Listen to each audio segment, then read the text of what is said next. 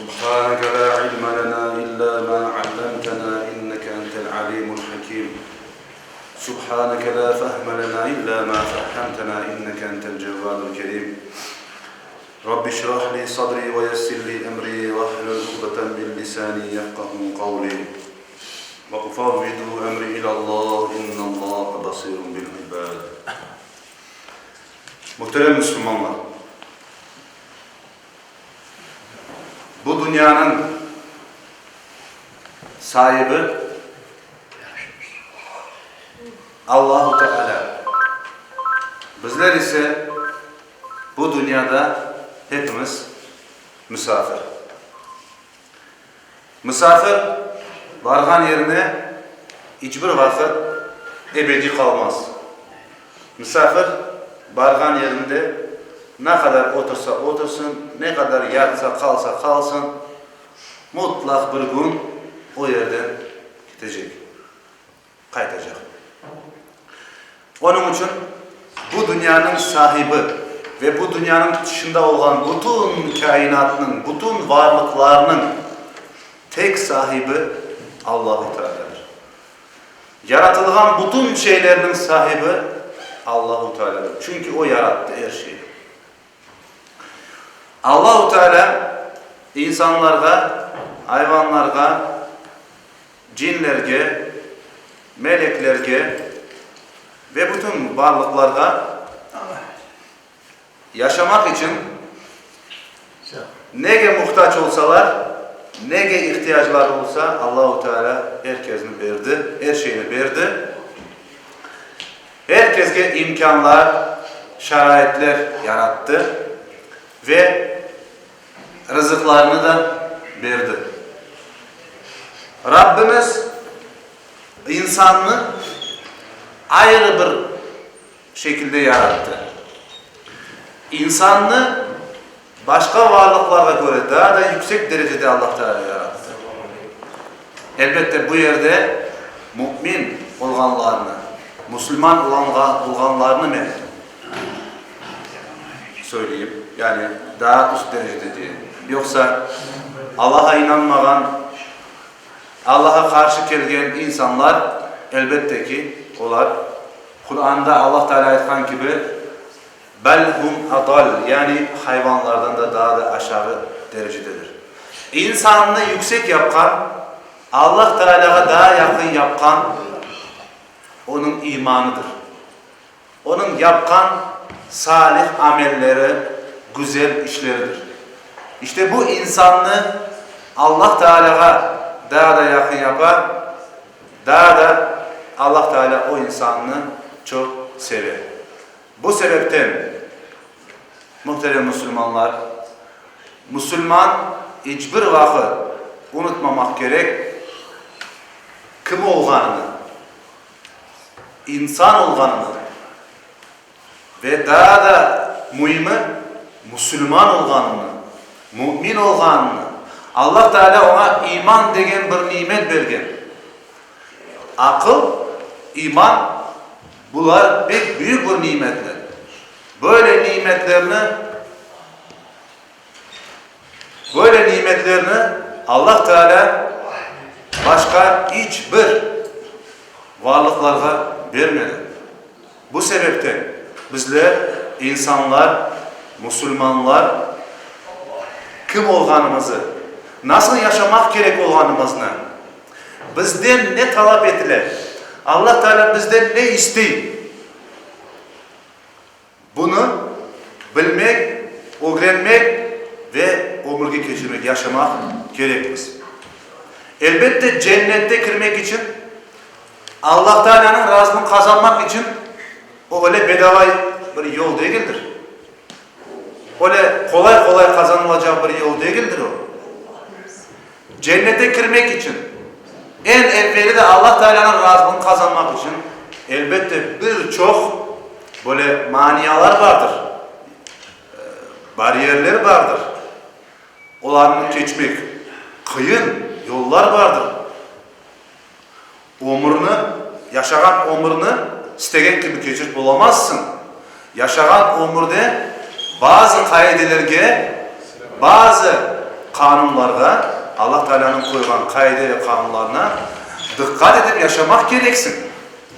Ve böylelikle sen ancak o vakitte Allah Teala'nın razılığını ve cennetini kazanıp olursun. Yoksa bu dünyada hem istegen gibi yaşayayım da hem de ahirette de cennetini umut etmek, cenneti kirerim demek elbette bu akıl kârı değildir. Muhterem Müslümanlar, Allah Teala insana başka varlıklarda vermegen nimetlerden bazı bir nimetler verdi dedik. Bunlardan bir tanesi nedir? Akıl, fikir, irade. İrade bu. Yani vola. Yani saylamak hakkı. Hoca akıl var insanda. Tek akıl değil, fikir var. İnsan düşüngen varlık. İnsan bahçesinden o kartoplarını, hıyarlarını, o pomidorlarını toplaganda onlarını bergen Allah'ını unutmaz Müslüman. Çünkü onun aklı var, o aklını da fikir eder, düşüne. Onun için aytkanlar, rızıkka bakma, rızıkını bergenge bak. Adam bakar çok bereket olar. Sevine. Ama kim bergenini unutar. Kim bergenini aklına getirmeyin. Bu sebepten bizler daima tek bunda değil, her daim ömrümüzde, yaşadığımız günlerde, gecelerde, her dakikamız, her saniyemiz, aldığımız nefeste, verdiğimiz her alıp vergen nefesin için iki kere şükür gerek Allah Teala. İki şükür etmek gerek. Şunda bakın kaç bin kere nefes alasın. Ya eğer burası için sen elhamdülillah diyecek olsan başka laf et bulamazsın. Pek ağır olur insanda. Nefesin tutulur. Ağzın kurup gider. Ve hastalanır insan. Elhamdülillah. Nasıl mı? Hem alganda şükredecek hem vergende. Ama aslında bu büyük bir nimet. Ya şuna bakın eğer Allah Teala öyle etseydi, öyle emretseydi. Ama yok. Allah Teala bunu istemiyor. Allah Teala bizden istegen şeyler nedir? Bizim yapmaya gücümüz yetecek şeyler. Bizim gücümüz yetmeyecek şeylerini Allah Teala bizlerge emretmedi. Ancak ne kadar yapıp olacağımız onu emretti.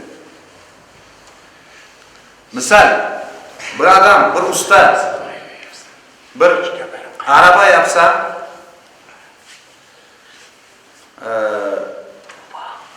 onun işte o ne kadar yük götüreceğini bilir. Ya da onun ne kadar tez gideceğini bilir. Onun çünkü o yaptı. Ama o yaptı diyeyim, o yarattı demeyeyim. Niçin yarattı olmaz? Çünkü Allah Teala'nın yaratkan demirini kullandı. Onun için insan hiçbir vakit yaratıcı olamaz. İnsan yapar, icat eder ama yaratıcı olamaz. Yaratıcı demek hiçbir şeyden var etmek. İnsan hiçbir şeyden var etmek olur mu? Yok. Allah'ın verdiğin bedenini kullanasın. Sen endi Allah'ın bedenini kullanasın. Endi sen yaratıcı olamazsın. Allah'ın verdiğin nefesini kullanasın. Yaratıcı olamazsın. Onun için insan yapar ve yapkan şeyini bilir ne kadar gücü yetecek. O mesela araba yaptı, o arabanın ne kadar tez ketkenini, ne kadar yük götüreceğini ve bile ki ondan çok yapsa mesela o araba bozulacak bir şey. Allah Teala bizi yarattı ve bizim ne takatımız yeteceğini ve ne takatımız yetmeyeceğini bile ve bu sebepten de bizim gücümüz yetken şeyini bize yükledi. Ne diyor Allah Teala Kur'an-ı Kerim'de? Men insana taşıyıp olacak kadar yük yükledim. Taşıyıp olamayacağı yükünü yüklemedim diyor. Bu sebepten bir insan eğer aytsa, Ya men 5 vakit namaz kılamam. Ya men böyle. Elbette ki bak hastalık vaziyetleri, çaresizlik halları bunlar olmak mümkün.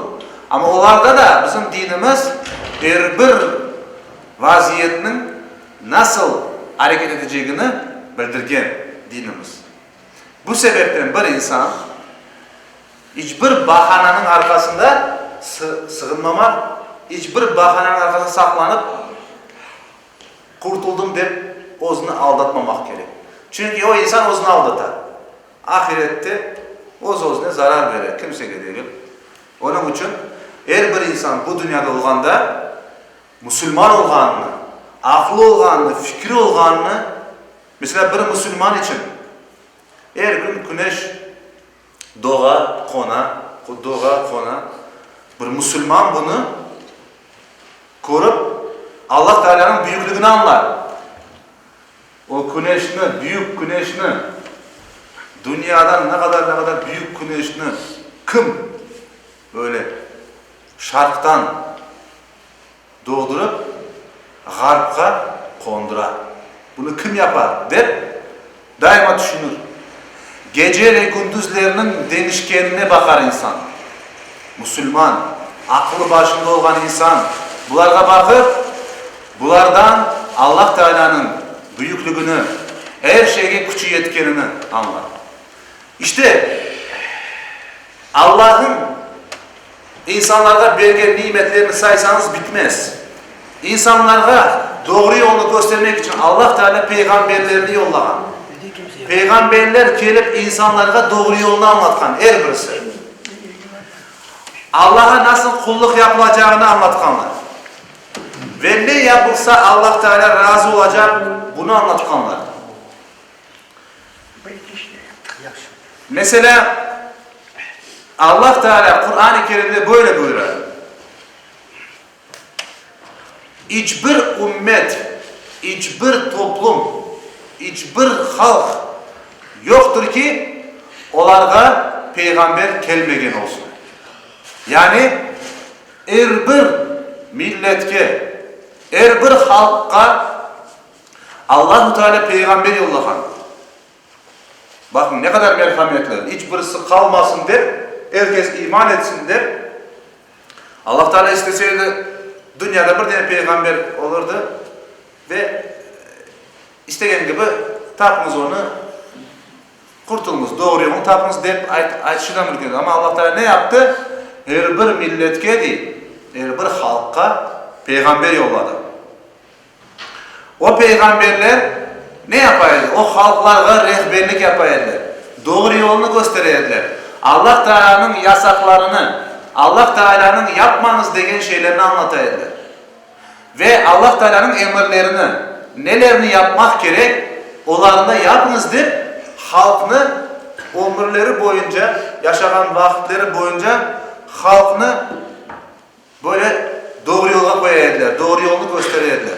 Özleri de anlatkan şeylerini, peygamberler her birisi anlatkan şeylerini özleri de yaşap göstereydi. Müslüman aytkan şeylerini özü yapkan kişi. Müslümanın aytkanı ne? Yapkanı bir olmak gerek. Müslümanın tili ayrı, hareketleri ayrı olmamak gerek. Kur'an-ı Kerim'de Allah Teala buyuruyor Bismillahirrahmanirrahim. Ya eyyühellezine amanu, ey mümin kullarım. Lima tekuluna ma la tef'alun. Niçin? Özünüz yapmayan şeylerini başkalarına yapın deyip aytasız diye. Sonra devam eti Allah Teala diyor ki Kebura maktan indallahi an tekulu ma la tef'alun.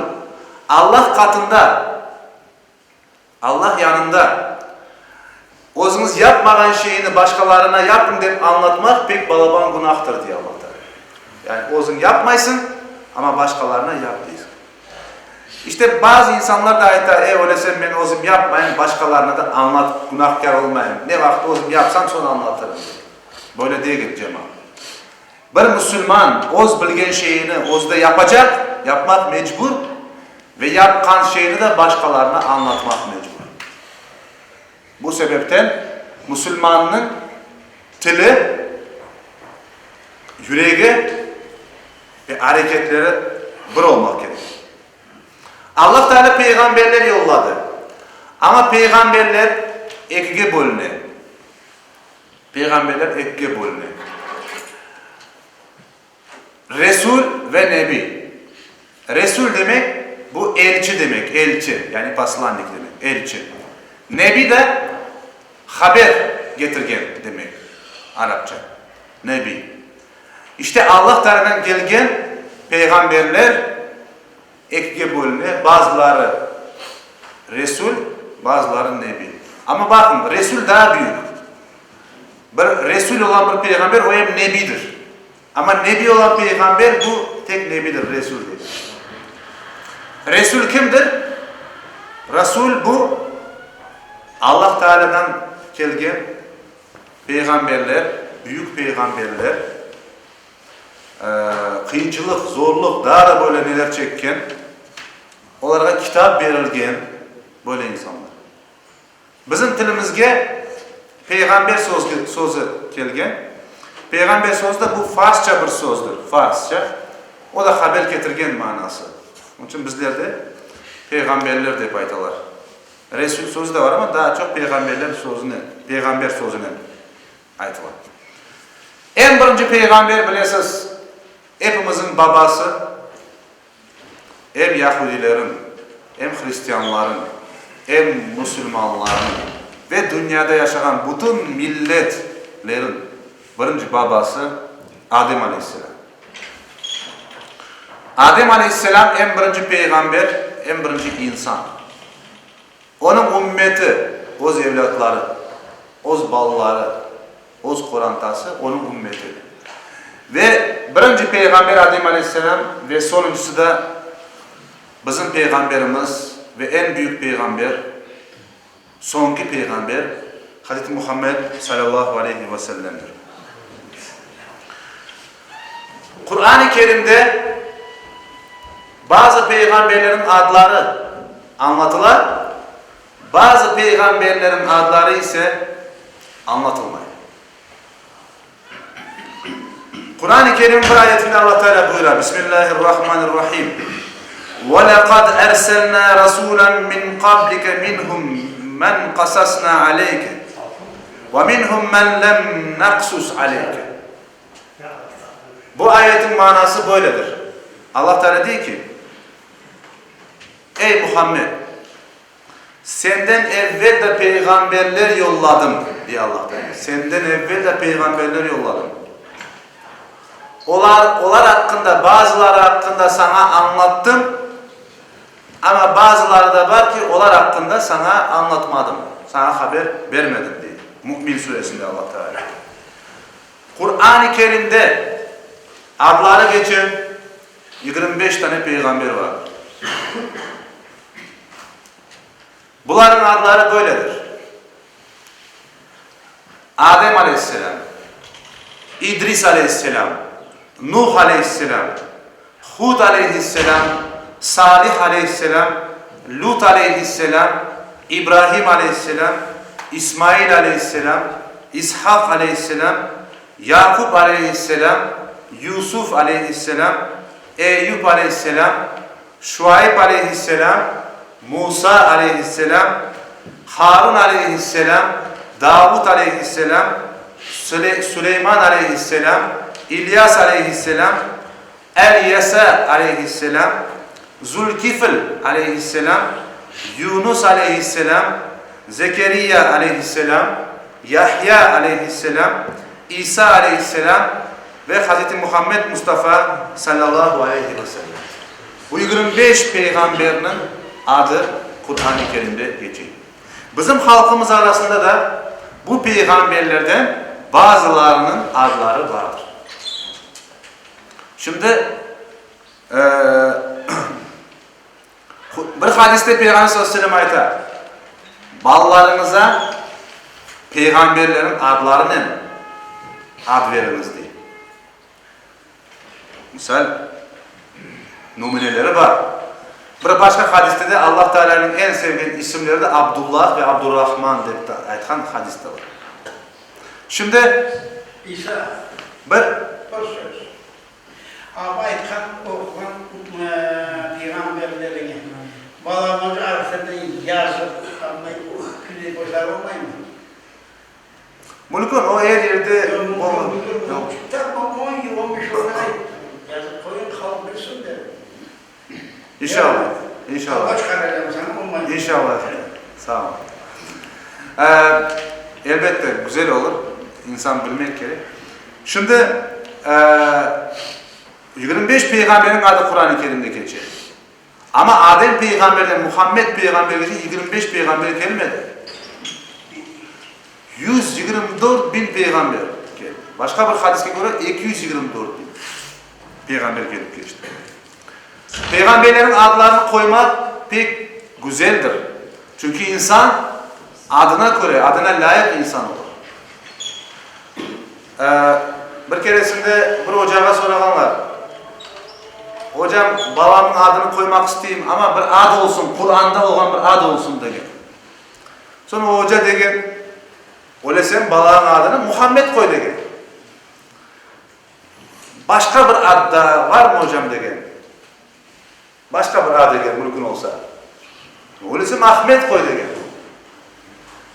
Hocam anlayayım ama dedi böyle biraz da zemanevi olsun dedi. Savrimen ne diler de şimdiki dilde. Biraz daha mümkün olsa zemanevi, savrimen ne olsun. Hem Kur'an'da olsun hem zemanevi olsun dedi. Sonra o hoca da ayaktan öyle sen Faraon koy dedi. Şimdi Muhammed'i beğenmiyor. Ahmet'i beğenmiyor. Peygamberler adlarının şeyleri beğenmiyor. Öyle sen zemanevi olsun. Öyle sen al Faraon koyacağım. Faraon adı da Kur'an'da geçiyor. Nemrut adı da Kur'an'da geçiyor. Onun için insan hem zemanevi hem adları güzel hem manası güzel bu peygamberlerin adları. Bundan da başka Kur'an-ı Kerim'de 3 tane isim geçiyor saygılı cemaat. Bunlar Uzeyr, Lokman ve Zülkarneyn degen 3 tane ad. Bu isimlerin peygamber olup olmaganı mevzusunda alimlerinin farklı fikirleri var.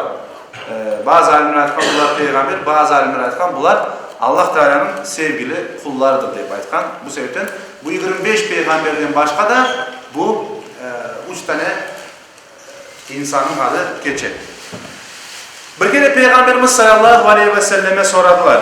Ya Resulallah, en birinci nebi kimdir? Peygamberimiz sallallahu aleyhi ve sellem Adem'dir dedi. Adem aleyhisselam. O nebi edi mi? Nebi edi mi? Yani Resul ve nebi var ya. O nebi edi mi? Deyip sorağında elbet deyip cevabını verdi Peygamber sallallahu aleyhi ve sellem. Adem aleyhisselamın nebi olganını bildirdi. Kur'an-ı Kerim'de bildirilgenine göre peygamberlerin her birisi bir derecede değildir. Bir derece değil. Bir ayette Allah Teala böyle buyuruyor.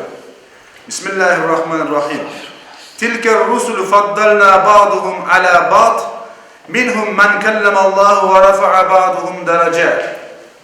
Allah Teala diyor ki o peygamberlerden bazılarından daha da üstün yaptık diyor. Peygamberler arasında da üstünlük var eder. Bazılarını diğerlerini, öbürlerine üstün kıldık diye Allah Teala. Ve onların derecelerini de yükselttik bazı peygamberlerin diye. İşte bunlar en büyük peygamberlerden sayılan 5 tane peygamber vardır. Bunlara büyük peygamber aytılar. Deyip aytılar. Ulul azım peygamberler deyip aytılar. Bu 5 peygamber gibi. Bunlar Nuh aleyhisselam, İbrahim aleyhisselam, Musa aleyhisselam, İsa aleyhisselam ve Muhammed sallallahu aleyhi ve sellem. Bu 5 peygamberge ulul azım peygamberler yani büyük peygamberler. Elbette bunların da içinden de Muhammed peygamber sallallahu aleyhi ve sellem o bir peygamberlere göre daha da derecesi yüksek sayılır. Bu sebepten biz bu. Niçin bunlar böyle ne? Çünkü Nuh aleyhisselam insanlığın ikinci babası sayılır. Bütün yer su baskandan son insanlık bir daha Nuh aleyhisselam ve onun babalarından çoğardı. İbrahim aleyhisselam tek Allah'a kulluk için Nemrut'la o kadar kuruştu, o kadar Kureş alıp vardı, mücadele etti. Tek Allah'a kullukunu yerleştirmek için. Musa Aleyhisselam bildiğiniz gibi Firavun'la, ömrü Firavun'la Kureş'le geçti. İsa Aleyhisselam da işte ömrü böyle Allah Teala'ya ortak koşkanlarla mücadele olup geçti. Muhammed Peygamberimizin de sallallahu aleyhi ve sellem bu bütün öbür peygamberlerde olgan bu Kureyşlerinin her birisini Peygamber sallallahu aleyhi ve sellem de yaptı. Ve en büyük Kureyş'ini Peygamber sallallahu aleyhi ve sellem yaptı. Peygamberler bazı hususiyetleri var. Onlarını başka insanlardan ayıran bazı hususiyetleri var. Mesela onların birinci hususiyetleri, onların birinci ayıran şey sıdık. Yani peygamberler hiçbir vakit yalan aytmaz. Yaşaganda da, ömürlerinde de yalan aytmaganlar. Peygamberimiz sallallahu aleyhi ve sellem şaka yapmanda bile gerçekle şaka yapkan, doğruyla şaka yapkan. Hiçbir vakit yalan aytmagan. Onun için onun aytkanlarına her daim inanganlar. Mesela sahabelerine şaka yapkanda iki kulaklı değil. Öyle için sen bana öyle aytasın demez de adam iki kulaklı onsuz da. Ya da mesela bir kadınga aytar, senin kocan diye gözünde beyazlık var da o senin kocan mı diyor. O kadın diyor, yok ya Resulallah, gözünde beyazlık yok benim kocam. Yani, bütün insanların gözünde beyazlık vardır diyor. Ya da bir sahabeye aytar Peygamber sallallahu aleyhi ve sellem, biz seni devenin balasına bindireyik diyor. Ya Resulallah, devenin balasına nasıl bineceğim? Ey insan diyor, bütün develer devenin balası değil mi diyor. He? Böyle doğru şakalar, doğrularla böyle ne yapar? Şakalarla doğru. Bir iki cümleden inşallah vaazını tutacağım sayılı cemaat. Peygamberlerin sıfatlarını anlatıyorduk. Birinci sıfatı sıdık. Yani peygamberler daima doğru laf etken, hiçbir vakit yalan aytmagan kişilerdir. İkincisi emanet. Yani peygamberler işançlı insanlar. Bir şey emanet edilse hiçbir vakit o emanetke hıyanet etmezler. Böyle insanlar peygamberler.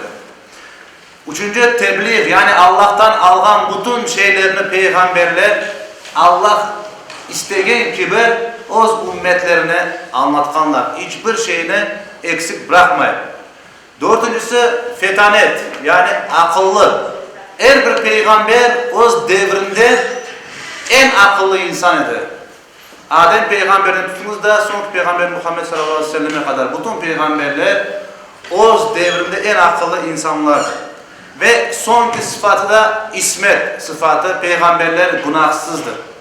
Allah Teala günahsız insanları bize numune olarak gösterir. Eğer peygamberler günah işleseydi, onlar bize Allah Teala numune göstermezdi. Onun için numune insan, Allah'ın gösterdiği bize numune insanlar, peygamberler günahsız insanlardır.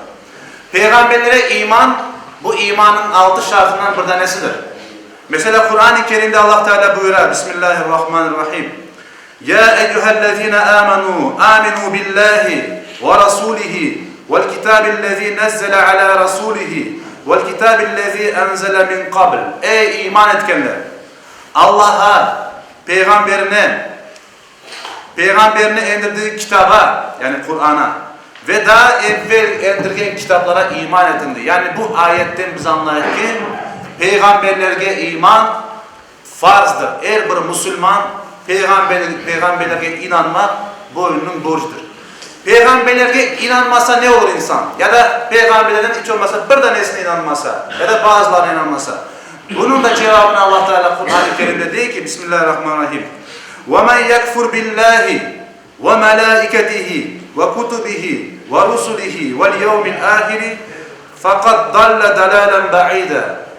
Kim Allah'ı, meleklerini, kitaplarını, peygamberlerini ve ahiret gününü inkar etse, onlar pek teren bir dalaletke, sapıklıkka, yani bataklıkka, yanlış yolga düşkenlerdir deyip buyurar. Bu sebepten cümlemiz, hepimiz imanın 6 şartından bir tanesi olan bu peygamberlerge imanını yaxşı bilip, okup, anlar, doğru bir şekilde iman etmek gerek. Ve nasıl peygamberler olup geçken, Kur'an'da nasıl peygamberlerin adları geçer, onların mucizeleri hakkında daha çok bilgi alıp, onların hayatlarını daha da yaxşı öğrenip, onların vaktinde yaşayan kavimlerden özümüze ders çıkarıp, yaxşı kavimlerden özümüze faydalı şeyler almak, karşı gelip yamanlık yapanlardan da onların yapkan yamanlıklarını yapmamak için ders, onların hayatlarını, yaşayışlarını, ömürlerini öğrenip öyle hayatımızı devam ettirsek daha da yaxşı olur. Allah Teala cümlemizge peygamberlerin yolundan yürümeye ve sonki peygamber Muhammed Mustafa sallallahu aleyhi ve sellem'in yolundan yürümeye nasip eylesin. Allah Teala peygamberlerin şefaatinden bizleri mahrum etmesin. Lillahi Teala.